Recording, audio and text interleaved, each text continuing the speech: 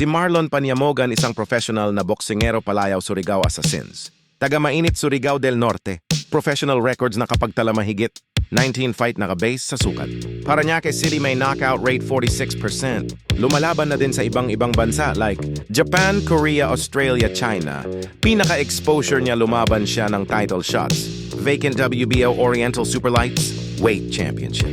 Noong September 28, 2024, kontra Bayarkugan Batar ginanap sa Mehuen Gymnasium, Yesan, South Korea.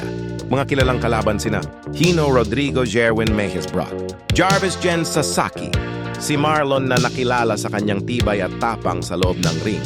Lumalaban siya sa lightweight and super light weight divisions at nakaharap na ng ilang matitinding kalaban sa lokal at international na eksena, kilala sa matatag na depensa at pagiging palaban hanggang huling round. Si Paniamogan kilalang malakas na loob at hindi umaatras. Disiplinadong footwork, kayang makipagsabayan kahit mas malalakas ang kalaban.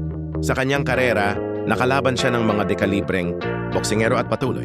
Na naging aktibo sa mga laban sa Pilipinas at Asia, iginagalang siya sa industriya dahil sa kanyang dedikasyon at puso sa boxing, na nakilala sa kanyang tapang at determinasyon sa loob ng ring.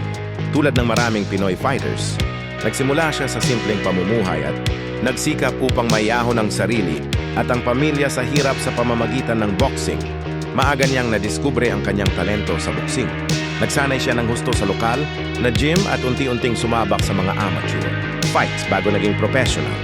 Kilala siya sa kanyang matibay na depensa, malakas na counter-punch, disiplina sa training. Sa kanyang profesional na karera, nakalaban niya ang ilang kilalang boxers sa Asia. Hindi man lahat ng laban ay panalo, ipinakita niya ang puso ng isang tunay na mandirigma. Hindi sumusuko at patuloy na bumabangon matapos ang pagkatalo. May mga pagkakataon din na lumaban siya sa ibang bansa, dala ang bandila ng Pilipinas na isang malaking karangalan para sa kanya.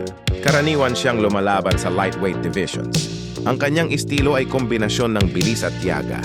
Marunong siyang maghintay ng tamang tiyempo bago umatake, kaya maraming laban niya ang nagiging teknikal at kapanapanabik.